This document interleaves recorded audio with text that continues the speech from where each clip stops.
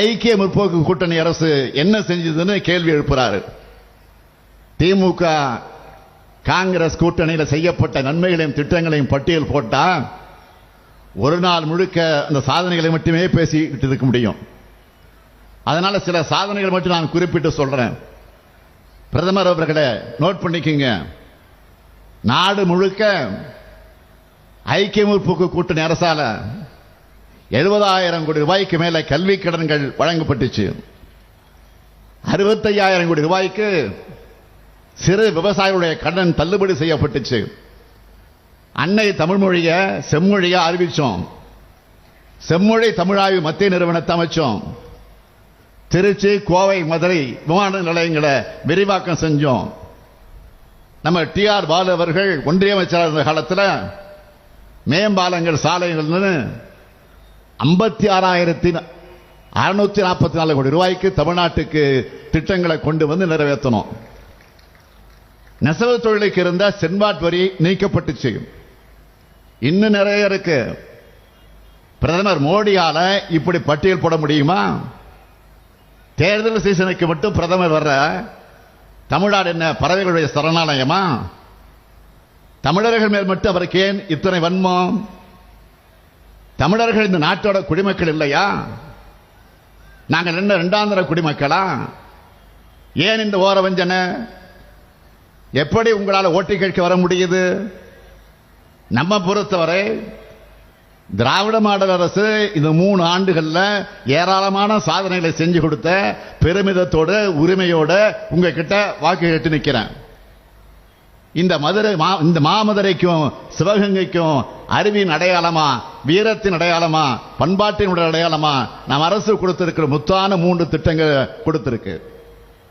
முதலாவது திட்டம், திமுக என்பது அரசியல் இயக்கம் மட்டுமல்ல, தமிழ் சமுதாயத்தை தட்டி எழுப்பும் அறிவு இயக்கம் என்பதற்கு அடையாளமாக கழகத்துக்கு மட்டும் அறிவாலயம் கட்டாமல் தமிழ்நாட்டுடைய இளைஞர்களுக்கும் எதிர்கால தலைமுறைக்கு பயனளிக்கக்கூடிய அறிவு ஆலயங்களை கட்டி வருகிறோம்.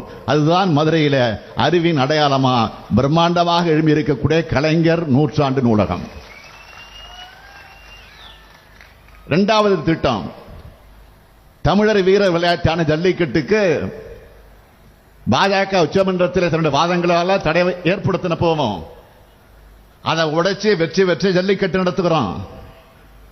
உலகமே நம்ம வீர விளையாட்டை திரும்பி பார்க்கும் வகையில் அமைஞ்சிருக்கு கலைஞர் நூற்றாண்டு ஏறுதழுவது அரங்கம்.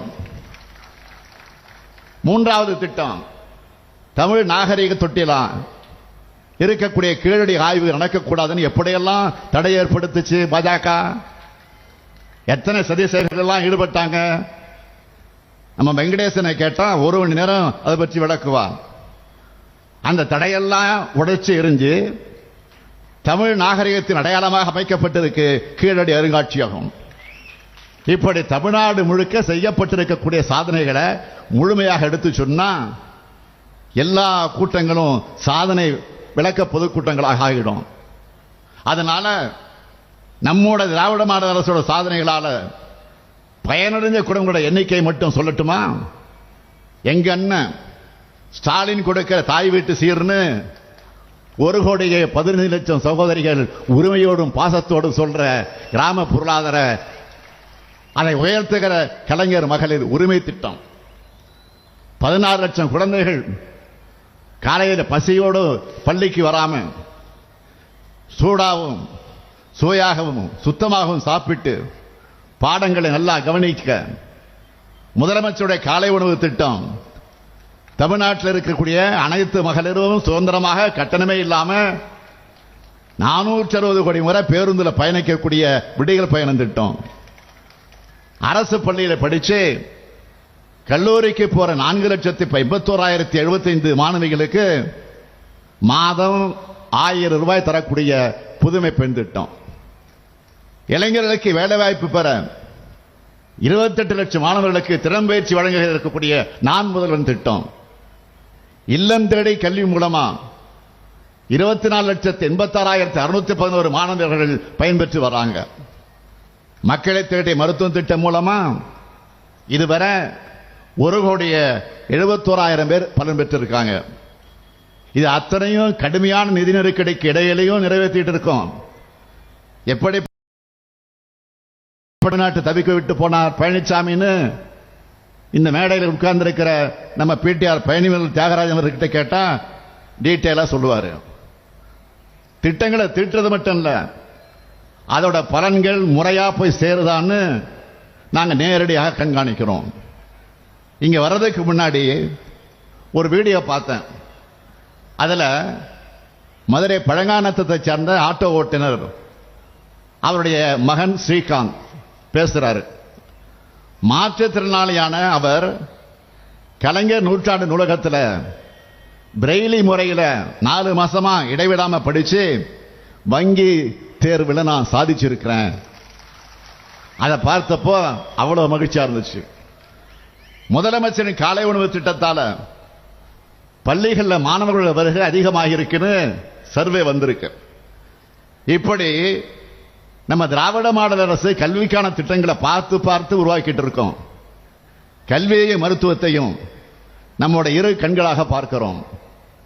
இதை பார்த்து பொறுத்து கொள்ள முடியாதவங்க திராவிடம் என்ற சொல் மேல பயம் இருக்கிறவங்க என்ன சொல்றாங்க, எங்களை மதத்தோட விரோதிகளாக சித்தரிக்க முயற்சி பண்றாங்க. நான் அடிக்கடி சொல்வதுண்டு, மக்களை பிளவுபடுத்தி குளிர்காய நினைக்கக்கூடிய மதவாதத்துக்கு தான் நாங்கள் எதிரிகள் தவிர மதத்துக்கு எதிரிகள் அல்ல. அது மட்டுமல்ல, நான் முதலமைச்சராக பொறுப்பேற்றுக்கிட்ட பிறகு அதிகமாக கலந்துக்கிற அரசு விழாக்கள் எது தெரியுமா? இந்து சமய அறநிலையத்துறை சார்பில் நடைபெறுகிற விழாக்கள் தான். அன்புக்கு மட்டுமல்ல, ஆன்மீகத்துக்கும் அடையாளம் மதுரை தான். கள்ளழகர் வைகையில் இறங்கும் இந்த திரு ஆலவாய் நகரான மாமதுரையில் நம்ம திராவிட மாடல் ஆட்சியில இந்து சமய அறநிலையத்துறை மூலமாக செய்யப்பட்டுள்ள சாதனைகளை சுருக்கமாக சொல்லலாமா? நம்ம அரசு பொறுப்பேற்று இன்றோடு 1069 நாட்கள் தான் ஆகுது. ஆனா 1556 திருக்கோயில்களுக்கு குடமுழுக்கு செஞ்சிருக்கிறோம். 6082 கோடி ரூபாய் மதிப்புள்ள கோயில் நிலங்களை மீட்டிருக்கிறோம். கிராமப்புற கோயில்கள் மற்றும் ஆதிராவிடர் மற்றும் பழங்குடியில் வசிக்கக்கூடிய பகுதியில் ஆண்டுக்கு 1250 கோயில்களுக்கு திருப்பணிகள் செய்ய கோயில் ஒன்றுக்கு 2 லட்சம் ரூபாய் நிதி ஒதுக்கி இருக்கிறோம். ஒரு கால பூஜை திட்டத்தின் கீழே இருக்கக்கூடிய திருக்கோயில்களில் பணிபுரியக்கூடிய பூசாரிகளுக்கு முதன்முறையாக மாத ஊக்குத்தொகை 1000 ரூபாய் வழங்கப்பட்டு வருது. இறைவனுடைய கோயிலில் சமத்துவ நிலவுன்னு அனைத்து சாதியினரும் அர்ச்சகர் என்ற சட்டத்தை நிறைவேற்றி காட்டியிருக்கிறோம். ஆலயங்கள்ல அன்னை தமிழ் ஒலிக்க ஏற்பாடு செஞ்சிருக்கிறோம். செய்திகளை உடனுக்குடனும் துல்லியமாகவும் தெரிந்து கொள்ள சப்ஸ்கிரைப் பண்ணுங்க.